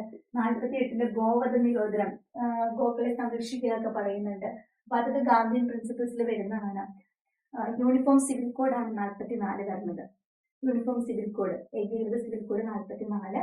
50 separation of executive executive and judiciary, എക്സിക്യൂട്ടീവിന്റെയും ജുഡീഷ്യറിയുടെ സെപ്പറേഷൻ ആണ് 50 പറയുന്നത്. പിന്നെ 51 എന്താ പറയുന്നത്, 51 നമ്മുടെ അന്താരാഷ്ട്ര സമാധാനമാണ് പറയുന്നത്. ഓക്കെ, 45 അംഗൻവാടി കുട്ടികൾക്കുള്ള പ്രൊട്ടക്ഷൻ കാര്യങ്ങളൊക്കെ പറയുന്നതാണ്. ഇങ്ങനെ പ്രധാനപ്പെട്ട ആർട്ടിക്കിൾസ് DPSP എന്ന് പഠിച്ചുകൊള്ളണം. പിന്നെ മൗലിക കടമകൾ എത്ര കടമകളുണ്ട്? ഇപ്പോ നിലവിൽ 10 ഉണ്ട്, നമുക്ക് 11 ഉണ്ട് നമുക്ക് മൗലിക കടമകൾ. അപ്പൊ അത് ഏതൊക്കെയാണ്? നമ്മുടെ ദേശീയ പതാകയെ റെസ്പെക്ട് ചെയ്യുക, നമ്മുടെ രാജ്യത്തിന്റെ മഹത്തായ സ്വാതന്ത്ര്യ സമരത്തിലെ മഹത്തായ ആദർശങ്ങളെ നമ്മൾ പരിപാലിക്കുക, പരിസ്ഥിതി സംരക്ഷണം പറയുന്നുണ്ട്, പിന്നെ നമ്മൾ സ്ത്രീകളെ അല്ലെങ്കിൽ മറ്റ് എല്ലാവരെയും ബഹുമാനിക്കുന്ന കാര്യം പറയുന്നുണ്ട്, മൗലിക കടമകളിൽ വരുന്നുണ്ട്. മൗലിക കടമകളിലാണ് പിന്നെ കുട്ടികൾക്ക് നിർബന്ധമായിട്ടും വിദ്യാഭ്യാസം ചെയ്യിക്കുന്ന പാരന്റ്സിന്റെ കടമയെന്ന് പറയുന്നത് ലാസ്റ്റ് കൂട്ടിച്ചേർത്ത മൗലിക കടമയാണ്. പിന്നെ സയന്റിഫിക് ടെമ്പർ എന്നൊരു വാക്ക് കണ്ടത്, ശാസ്ത്ര ആഭിമുഖ്യം വളർത്തിയെടുക്കുക, അത് മൗലിക കടമയിൽ വരുന്നതാണ്. ഒരാളുടെ എല്ലാവിധ എബിലിറ്റീസിനെ പുറത്തേക്ക് കൊണ്ടുവരിക, അതൊക്കെ മൗലിക കടമയിൽ വരുന്നതാണ്. മൗലിക കടമകൾ ഏതൊക്കെയാണെന്നുള്ളത് കൃത്യമായിട്ട് നോട്ട് ചെയ്തെടുക്കുക. അത്രയും കടമകൾ നമ്മൾ പഠിക്കേണ്ടതുണ്ട്. അപ്പോൾ ആദ്യത്തെ കുറച്ച് ഏരിയ കവർ ചെയ്യും. ഇനി നമുക്ക് ഇമ്പോർട്ടന്റ് ആയിട്ടുള്ളത് ഗവൺമെന്റിന്റെ ഘടകങ്ങളാണ്. ഗവൺമെന്റിന്റെ ഘടകങ്ങൾ എല്ലാം വരുന്നുണ്ട്. രാഷ്ട്രപതി, ഉപരാഷ്ട്രപതി, രാജ്യസഭ, ലോകസഭ, അപ്പോൾ ഇന്ത്യൻ പാർലമെന്റ് കംപ്ലീറ്റ് വരുന്നുണ്ട്. അപ്പൊ അവിടെ നിങ്ങൾ രാഷ്ട്രപതിയുമായിട്ട് ബന്ധപ്പെട്ട് രാഷ്ട്രപതിയുടെ ആർട്ടിക്കിൾസ് 52 രാഷ്ട്രപതിയുടെ ആർട്ടിക്കിൾ തുടങ്ങുന്നത്. രാഷ്ട്രപതിയുടെ യോഗ്യത പറഞ്ഞത് 58. ഉപരാഷ്ട്രപതിയുടെ 63 തുടങ്ങുന്നത്. അതുപോലെ ലോകസഭ, രാജ്യസഭ, അതില് അപ്പർ സഭ എന്ന് പറഞ്ഞത് ഹയർ ആയിട്ടുള്ള രാജ്യസഭയാണ്. ലോകസഭ ലോവർ ഹൗസ് ആണ്, അധോ മണ്ഡലമാണ്. ലോകസഭയും രാജ്യസഭയും രാഷ്ട്രപതിയും കൂടെ ചേർന്നാണ് ഇന്ത്യൻ പാർലമെന്റ് എന്ന് പറയുന്നത്. പാർലമെന്റില് മീറ്റിംഗ് ഒക്കെ നടത്തുമ്പോൾ ഓരോ വർഷത്തെ ആദ്യത്തെ മീറ്റിംഗിലും ഒരു ഇലക്ഷൻ കഴിഞ്ഞിട്ട് വരുന്ന ആദ്യത്തെ മീറ്റിംഗിലും രാഷ്ട്രപതി അഭിസംബോധന ചെയ്യും പാർലമെന്റിനെ. രാഷ്ട്രപതിക്ക് സംയുക്ത സമ്മേളനം വിളിച്ചു കൂട്ടാനായിട്ട് സാധിക്കും. രാഷ്ട്രപതിക്ക് എക്സിക്യൂട്ടീവ് അധികാരങ്ങളുണ്ട്, നിയമനിർമ്മാണ അധികാരങ്ങളുണ്ട്. നിയമനിർമ്മാണ വിഭാഗവും കാര്യനിർവഹണ വിഭാഗവും നീതിന്യായ വിഭാഗവും ചേരുന്നതാണ് നമ്മുടെ പാർലമെന്റ് എന്ന് പറയുന്നത്. അതിനകത്ത് ഇപ്പോൾ നമ്മുടെ ലോകസഭയുടെ അധ്യക്ഷൻ എന്ന് പറഞ്ഞ സ്പീക്കറാണ്. ഇലക്ഷൻ കഴിയുമ്പോൾ അവരുടെ ഇടയിൽ നിന്നാണ് സ്പീക്കറെ തിരഞ്ഞെടുക്കുന്നത്. സ്പീക്കർ രാജി കൊടുക്കുന്നത് ഡെപ്യൂട്ടി സ്പീക്കർക്കാണ്, ഡെപ്യൂട്ടി സ്പീക്കർ സ്പീക്കർക്കുമാണ് കൊടുക്കുന്നത്. പിന്നെ സ്പീക്കറുടെ അധ്യക്ഷതയിലാണ് ബാക്കിയുള്ളവരൊക്കെ പിന്നെ അധികാരം എടുക്കുന്നത്. ഇവരെല്ലാം അപ്പോയിന്റ് ചെയ്യുന്നത് ഇന്ത്യൻ പ്രസിഡന്റ് ആണ്. ഈ മന്ത്രിമാരെയൊക്കെ നമ്മുടെ MP-മാരെ അപ്പോയിന്റ് ചെയ്യുന്നത് പ്രസിഡന്റ് ആണ്. പ്രധാനമന്ത്രി ഈ മന്ത്രിസഭയ്ക്കും പ്രസിഡന്റിനും ഇടയിലായിട്ട് പ്രധാനമന്ത്രി നിൽക്കും. പ്രധാനമന്ത്രിയുമായിട്ട് ബന്ധപ്പെട്ട ആർട്ടിക്കിൾ 78 ഒക്കെ വളരെ ഇമ്പോർട്ടന്റ് ആണ്. പ്രധാനമന്ത്രി പ്രസിഡന്റുമായിട്ടുള്ള ഒരു മന്ത്രിമാരെ ലിങ്ക് ചെയ്യിക്കുന്ന കാര്യങ്ങളൊക്കെ അതിൽ പറയുന്നുണ്ട്. പ്രധാനമന്ത്രിയുടെ ചുമതലകള് കാര്യങ്ങളൊക്കെ ഇമ്പോർട്ടന്റ് ആണ്. പിന്നെ മന്ത്രിസഭയുടെ ഉത്തരവാദിത്വം കൂട്ടുത്തരവാദിത്തമാണ്. പിന്നെ സഭയിൽ ബില്ല് അവതരിപ്പിക്കുമ്പോൾ ലോകസഭ, രാജ്യസഭ അങ്ങനെ സെപ്പറേറ്റ് ബില്ല് പാസ്സാക്കി പ്രസിഡന്റ് ഒപ്പിടുമ്പോഴാണ് ബില്ല് നിലവിൽ വരുന്നത്. ലോകസഭയില് സ്പീക്കറുടെ അധ്യക്ഷതയിലും രാജ്യസഭയിലെ അധ്യക്ഷൻ ഉപരാഷ്ട്രപതിയാണ് രാജ്യസഭയുടെ ചെയർമാൻ എന്ന് പറയുന്നത്. പിന്നെ ഉപരാഷ്ട്രപതി ഇല്ലാത്തപ്പോൾ ഡെപ്യൂട്ടി ചെയർമാൻ ആയിരിക്കും. പിന്നെ പ്രസിഡന്റിനെ സത്യപ്രതിജ്ഞ ചെയ്യിക്കുന്നത് സുപ്രീം കോടതി ചീഫ് ജസ്റ്റിസ് ആണ്. പ്രസിഡന്റിനെ പുറത്താക്കുന്നത് ഇംപീച്ച്മെന്റ് വഴിയാണ്. ഇംപീച്ച്മെന്റിന്റെ പ്രൊസീജിയർ എന്തൊക്കെയാണ്? രണ്ട് സഭയിലും ഇത് ഏതെങ്കിലും ഒരു സഭയിൽ പ്രമേയം അവതരിപ്പിച്ച് ആ പ്രമേയം ആ സഭയില് അവരത് പാസ്സാക്കി പിന്നെ 14 ദിവസം മുൻകൂർ നോട്ടീസ് ഒക്കെ കൊടുത്തിട്ടാണ് ഇംപീച്ച്മെന്റിന്റെ പ്രൊസീജിയർ വരുന്നത്. അതൊക്കെ നോക്കിയിട്ട് പോകണം ആ പ്രൊസീജിയർ എങ്ങനെയാണെന്നൊക്കെ. പിന്നെ ഇതുവരെ നമ്മുടെ ഇവിടുന്ന് ആരും ഇംപീച്ച് ചെയ്തിട്ടില്ല. അതുപോലെ സുപ്രീം കോടതി ചീഫ് ജസ്റ്റിസ് അവരുടെ ഇംപീച്ച്മെന്റിന്റെ പ്രൊസീജിയർ ഇങ്ങനെയൊക്കെ തന്നെയാണ് വരുന്നത്. സുപ്രീം കോടതി നമുക്ക് ഇന്റഗ്രേറ്റഡും ആണ്, അതുപോലെ ഇൻഡിപെൻഡന്റും ആണ് നമ്മുടെ കോടതി സിസ്റ്റം എന്ന് പറഞ്ഞത്. സുപ്രീം കോടതിയുടെ താഴെയാണ് ബാക്കി കോടതികൾ, എന്നാൽ അവർക്ക് ഇൻഡിവിജ്വൽ ആയിട്ടുള്ള പവേഴ്സും ഉണ്ട്. അപ്പൊ അതാണ് നമ്മുടെ നീതിന്യായ വ്യവസ്ഥ. നീതിന്യായവും എക്സിക്യൂട്ടീവും തമ്മിൽ അങ്ങോട്ടും ഇങ്ങോട്ടും ഇന്റർഫിയർ ചെയ്യത്തില്ല. അപ്പൊ ആ സെപ്പറേഷൻ ആണ് ആർട്ടിക്കിൾ 50 പറയുന്നത്. പിന്നെ ഇപ്പൊ പുതിയ ലോകസഭ വന്നിട്ടുണ്ട്. അപ്പൊ ഇത് എത്രാമത്തെ ഇലക്ഷൻ ആണ്, എത്രാമത്തെ ലോകസഭയാണ് ഇപ്പൊ ഉള്ളത്? അപ്പൊ ആ ലോകസഭയില് അതുമായിട്ട് ബന്ധപ്പെട്ട കാര്യങ്ങൾ ഇപ്പൊ ഇന്നലത്തെ ക്വസ്റ്റ്യൻ പേപ്പറിൽ എത്രാമത്തെ ലോകസഭയാണെന്ന് ചോദിച്ചിട്ടുണ്ടായിരുന്നു, 18 അപ്പൊ അതൊക്കെ നോട്ട് ചെയ്യണം. പിന്നെ നമ്മുടെ മന്ത്രിസഭയിലെ മന്ത്രിമാരെ ഓടിച്ചു നോക്കണം നിങ്ങൾ. അപ്പം പിന്നെ എന്താണ് പറയുന്നത്? പിന്നെ നമ്മുടെ ഈ പാർലമെന്റിന്റെ ഗവൺമെന്റ് ഘടകങ്ങളുടെ അകത്ത് നമ്മുടെ അറ്റോർണി ജനറൽ വരുന്നുണ്ട്. അപ്പോ അറ്റോർണി ജനറലിന്റെ അറ്റോർണി ജനറലിന്റെ ഉത്തരവാദിത്വം, അറ്റോർണി ജനറലിന്റെ ഫസ്റ്റ് നിയമ ഉദ്യോഗസ്ഥനാണ്. അദ്ദേഹത്തിന് പാർലമെന്റിന് വോട്ടവകാശം ഇല്ല, പക്ഷെ അതിന്റെ ഏത് സമയത്തും അവരുടെ സമ്മേളനത്തിൽ പങ്കെടുക്കാം. അപ്പൊ അങ്ങനെയുള്ള പോയിന്റ്സ് മസ്റ്റ് ആയിട്ട് നോക്കണം. അറ്റോർണി ജനറലിന്റെ ആർട്ടിക്കിൾ ഒക്കെ നോക്കണം. പിന്നെ CAGയുടെ ആർട്ടിക്കിൾ നോക്കണം. CAG ഇപ്പോഴത്തെ CAG ആരാണ്, ഇപ്പോഴത്തെ അറ്റോർണി ജനറൽ ആരാണ്, അതെല്ലാം നോക്കുക. നമുക്ക് ഇതേപോലത്തെ കാര്യങ്ങൾ നമ്മുടെ കേരളത്തിലുണ്ട്. അവിടെ രാഷ്ട്രപതിയുടെ ഉത്തരവാദിത്വം ഇവിടെ ഗവർണർക്ക് ഉണ്ട്. അപ്പോൾ അവിടെ സുപ്രീം കോടതി, ഇവിടെ ഹൈക്കോടതിയിലെയും ജഡ്ജിമാരെയും ഒക്കെ അപ്പോയിന്റ് ചെയ്യുന്നത് നമ്മുടെ പ്രസിഡന്റ് തന്നെയാണ്. പക്ഷെ സത്യപ്രതിജ്ഞ ഗവർണർ ആയിരിക്കും കൊടുക്കുന്നത്. പിന്നെ ഭരണഘടനാ സ്ഥാപനങ്ങളുടെ UPSC election commission, UPSC election commission, ധനകാര്യ കമ്മീഷൻ, ഇതിന്റെയൊക്കെ ആർട്ടിക്കിൾസ്. ഓരോ കമ്മീഷനെ ഇപ്പോഴത്തെ അധ്യക്ഷന്മാർ ആരൊക്കെയാണ്, ആദ്യത്തെ അധ്യക്ഷന്മാർ ആരൊക്കെയാണെന്നുള്ളത് നോട്ട് ചെയ്യാം. ഓക്കെ. പിന്നെ വളരെ ഇമ്പോർട്ടന്റ് ആയിട്ടുള്ള ടോപ്പിക്സ് ആണ് ഗവൺമെന്റ് ഘടകങ്ങൾ മാറ്റി വെച്ച് കഴിഞ്ഞാൽ നമ്മുടെ ഇമ്പോർട്ടന്റ് അമെന്റ്മെന്റ്സ് ഒക്കെ ഞാൻ പലതവണ പറഞ്ഞിട്ടുണ്ട്. 101 അമെന്റ്മെന്റ് 100 തൊട്ട് 106 വരെ ഉള്ളത്. 106 വനിതാ സംവരണമാണ് ലാസ്റ്റത്തത്.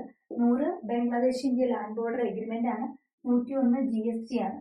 102 ആക്ച്വലി 2B ആയിട്ട് എടുക്കുക. ബി അതിൽ OBC എന്ന് ഓർക്കുക, അല്ലെങ്കിൽ NCBC, അതായത് ഈ ബാക്ക്വേർഡ് ആയിട്ടുള്ള ന്യൂനപക്ഷ വിഭാഗങ്ങൾക്കുള്ള നാഷണൽ കമ്മീഷനുമായിട്ട് ബന്ധപ്പെട്ടാണ് 102ാമത്തെ അമെന്റ്മെന്റ് എന്ന് ഓർക്കുക. 103 3E എക്കണോമിക്കലി വീക്കർ സെഷൻ, മുന്നോക്ക സമുദായത്തിലെ സാമ്പത്തികമായിട്ട് പിന്നോക്കം നിൽക്കുന്നവരുടെ കാര്യം പറയുന്നതാണ്. ഈ 4 പറയുന്നത് നമ്മുടെ Anglo Indian representation, Anglo Indian അത് എടുത്ത് മാറ്റിയില്ലോ അതിനെപ്പറ്റിയും. പിന്നെ SC/ST അവർക്ക് ഇപ്പോഴും പ്രാതിനിധ്യം ഉണ്ട്, അതൊക്കെ 104ലാണ് പറഞ്ഞിട്ടുള്ളത്. ഓക്കെ. പിന്നെ 105 എന്താ പറയുന്നത്, സ്റ്റേറ്റിനാണ് ഈ ആർക്കൊക്കെയാണ് ഈ എക്കണോമിക്കൽ വീക്കർ സെഷൻ ഇവരുടെയൊക്കെ ലിസ്റ്റ് ഉണ്ടാക്കാനുള്ള അധികാരം സ്റ്റേറ്റിന് കൊടുക്കുന്നതാണ് 105. 106ലാണ് നമ്മുടെ ഇപ്പൊ നാരി ശക്തി വന്ദന അധിനിയം എന്ന പേരുള്ള വനിതാ സംവരണ ബില്ല്.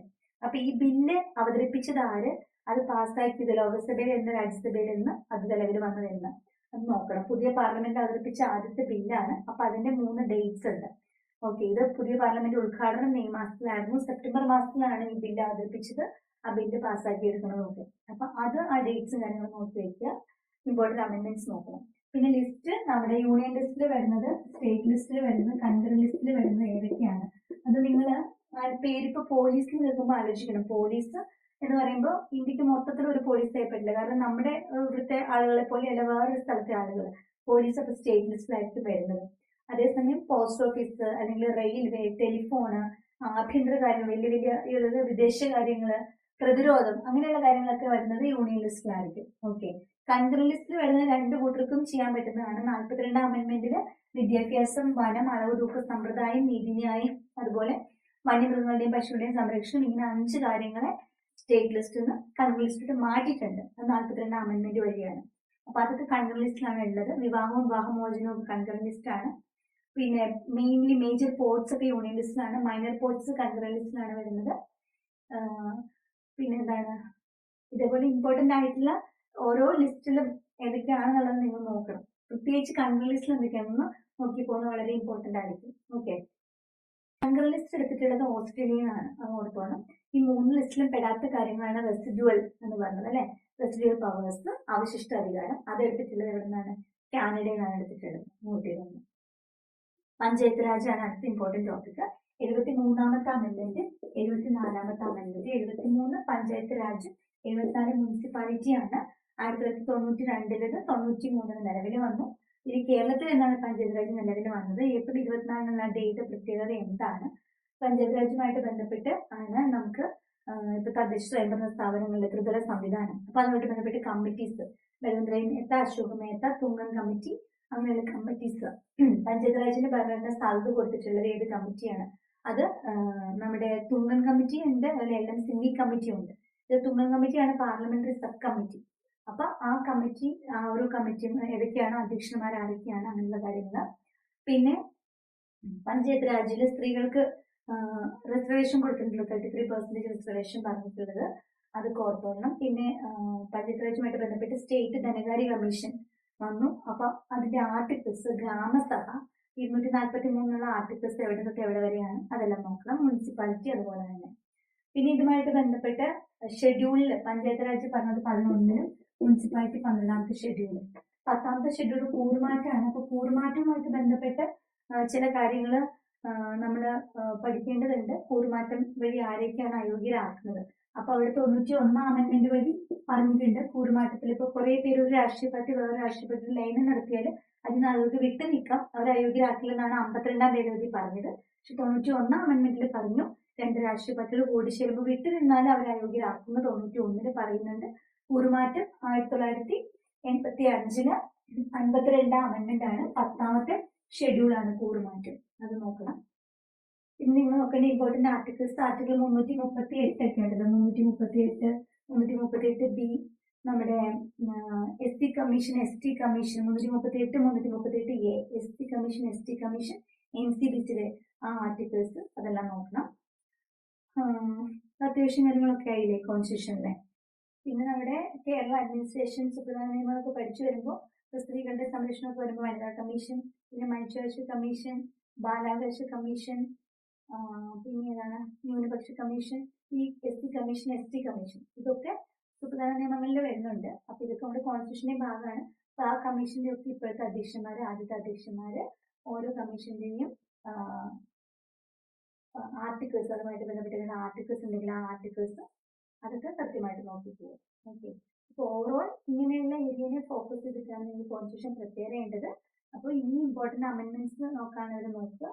ഗവൺമെന്റ് ഘടകങ്ങളിൽ പ്രധാനപ്പെട്ട നമ്മുടെ രാഷ്ട്രപതി, ഉപരാഷ്ട്രപതി, ആ ഭാഗമൊക്കെ നോക്കുക. പുതിയ പാർലമെന്റ് ഇലക്ഷനുമായിട്ട് ബന്ധപ്പെട്ട കാര്യങ്ങൾ. നമുക്കിപ്പോൾ ഉള്ളത് FPTP ആണ് ഓർത്തോന്ന്, അതായത് ഡയറക്റ്റ് ഇലക്ഷൻ ആണ്. FPTP എന്നായിട്ട് ചിലപ്പോൾ കൊടുക്കുക. ഡയറക്റ്റ് ഇലക്ഷൻ ആണ്, പ്രാതിനിധ്യ സിസ്റ്റം അല്ല. എന്നാൽ നമ്മുടെ രാഷ്ട്രപതി, ഉപരാഷ്ട്രപതി, രാജ്യസഭ എംപിമാർക്ക് പ്രാതിനിധ്യ സിസ്റ്റമാണ്. ബാക്കി ഇലക്ഷൻ എല്ലാം FPTP ആണ്. പിന്നെ ഇലക്ഷൻ കമ്മീഷൻ പഠിക്കണം. ഇലക്ഷൻ കമ്മീഷന്റെ ചുമതല എന്തൊക്കെയാണെന്ന് നോക്കണം. ഇലക്ഷൻ കമ്മീഷന്റെ ചുമതല ഇന്നത്തെ ക്വസ്റ്റ്യൻ പേപ്പറിൽ ഉണ്ടായിരുന്നു. ഇലക്ഷൻ കമ്മീഷൻ ആണ് നമ്മുടെ പഞ്ചായത്ത് ഇലക്ഷനും നമ്മുടെ പാർലമെന്റ് ഇലക്ഷനും നോക്കുന്നത്. നാഷണൽ ഇലക്ഷൻ കമ്മീഷൻ ആണ്. സംസ്ഥാനത്തെ ഇലക്ഷൻ കമ്മീഷനാണ് തദ്ദേശ സ്വയംഭരണ സ്ഥാപനങ്ങളുടെ ഇലക്ഷന്റെ കാര്യങ്ങൾ നോക്കുന്നത്. ഓക്കെ, അപ്പൊ ഇങ്ങനെയുള്ള പോയിന്റ്സ് ഇമ്പോർട്ടന്റ് ആയിട്ടുള്ള എല്ലാം അക്യുമുലേറ്റ് ചെയ്ത് ഓവറോൾ റിവിഷൻ നടത്തി കോൺസ്റ്റിറ്റ്യൂഷൻ സെറ്റാക്കി വെക്കുക. 5 മാർക്ക് ഇതുപോലെ ഓരോ സബ്ജക്റ്റും സെറ്റാക്കി വെക്കുക. ഓക്കെ, അപ്പോ കോൺസ്റ്റിറ്റ്യൂഷനെ പറ്റി നിങ്ങൾക്ക് ഒരു ഓവറോൾ ഐഡിയ തന്നു എന്ന് ഞാൻ വിചാരിക്കുന്നു. എനിക്ക് ഏകദേശം ഒരു ഐഡിയ കിട്ടിയെന്ന് വിചാരിക്കുന്നു. പിന്നെ നിങ്ങൾ പ്രീവിയസ് ക്വസ്റ്റ്യൻ പേപ്പേഴ്സിലെ ക്വസ്റ്റ്യൻസ് എന്തെങ്കിലും നിങ്ങളുടെ കയ്യിലുണ്ടെങ്കിൽ അതൊക്കെ ഒന്ന് ചെയ്ത് നോക്കുക, ആൻസർ ചെയ്യാൻ പറ്റുന്നുണ്ടോ നോക്കുക. അപ്പൊ നമുക്ക് നമ്മൾ വിട്ടുപോയ ഏതെങ്കിലും പോയിന്റ്സ് ഉണ്ടെങ്കിൽ അതൊക്കെ നമുക്കൊന്ന് കൂടുതൽ എടുക്കാനായിട്ട് പറ്റും. ഞാൻ ഈ പറഞ്ഞ ഏതെങ്കിലും ടോപ്പിക്സിന്റെ ഒരു ക്ലാസ് നിങ്ങൾക്ക് കേട്ട് പഠിക്കാൻ യൂട്യൂബ് ക്ലാസ് വേണമെന്നുണ്ടെന്നുണ്ടെങ്കിൽ ഞാൻ ഇവിടെ ലിങ്ക് കൊടുക്കാം. നമ്മുടെ ഡിസ്ക്രിപ്ഷനിൽ ഇന്ത്യൻ കോൺസ്റ്റിറ്റ്യൂഷന്റെ PSC എക്സാം ഗൈഡ് ഇട്ടിട്ടുള്ള നമ്മുടെ പ്ലേലിസ്റ്റിന്റെ അല്ലെങ്കിൽ ടോപ്പിക്സിന്റെ ആയിട്ട് ലിങ്ക് ഞാൻ കൊടുക്കാം. അപ്പൊ ഈ കോൺസ്റ്റിറ്റ്യൂഷനിലെ സിലബസിലെ എല്ലാം തന്നെ ഞാൻ ഓൾറെഡി ക്ലാസ് എടുത്തിട്ടുള്ളതാണ്, ഡീറ്റെയിൽഡ് ആയിട്ട് തന്നെ. നിങ്ങൾക്ക് ആർക്കെങ്കിലും ഒന്ന് ഫൈനലായിട്ട് ഏതെങ്കിലും ടോപ്പിക് പഠിക്കണം എന്നുണ്ടെങ്കിൽ അത് ഉപകാരപ്പെടുമല്ലോ. ഓക്കെ, അപ്പൊ ഈ ഒരു സെഷൻ നിങ്ങൾക്ക് ഉപകാരപ്പെട്ടു എന്ന് വിചാരിക്കുന്നു. നിങ്ങൾക്ക് ഉപകാരപ്പെട്ടെന്നുണ്ടെങ്കിൽ തീർച്ചയായിട്ടും ലൈക്ക് ചെയ്യുക, ഷെയർ ചെയ്യുക, കമന്റ്സ് ഒക്കെ അറിയിക്കുക. സബ്സ്ക്രൈബ് ചെയ്യാത്തവരെങ്കിൽ സബ്സ്ക്രൈബ് ചെയ്യാം. ഓക്കെ, ഇനി അടുത്ത സ്റ്റേജ് എക്സാമിനേഷൻ പ്രിപ്പയർ ചെയ്യുന്നവർക്ക് ആർക്കെങ്കിലും ഇംഗ്ലീഷ്, മാത്സ് ഈ സബ്ജക്റ്റിന് എന്തെങ്കിലും സപ്പോർട്ട് വേണമെങ്കിൽ PSC എക്സാം ഗൈഡിൽ ഡീറ്റെയിൽഡ് ആയിട്ട് ബേസ് തൊട്ട് പറയുന്ന ഒരു ഡീറ്റെയിൽഡ് ക്ലാസ് നമുക്ക് live and record session available ആണ്. വലിയ ഫീസ് ഒന്നുമില്ല, ചെറിയ എമൗണ്ടേ ഉള്ളൂ. നിങ്ങൾക്ക് മാർക്ക് എന്ന് പറഞ്ഞാൽ വളരെ ഇമ്പോർട്ടന്റ് ആണ്. 20 മാർക്കാണ് ഇംഗ്ലീഷ് മാത്സും ആയിട്ട്. നിങ്ങൾക്ക് ആർക്കെങ്കിലും സപ്പോർട്ട് വേണമെന്നുണ്ടെങ്കിൽ നമ്മുടെ വാട്സ്ആപ്പ് നമ്പറിൽ കോൺടാക്ട് ചെയ്യാം. ഓക്കെ, അപ്പൊ നമുക്ക് വീണ്ടും കാണാം. വീണ്ടും കാണുന്നവരേക്കും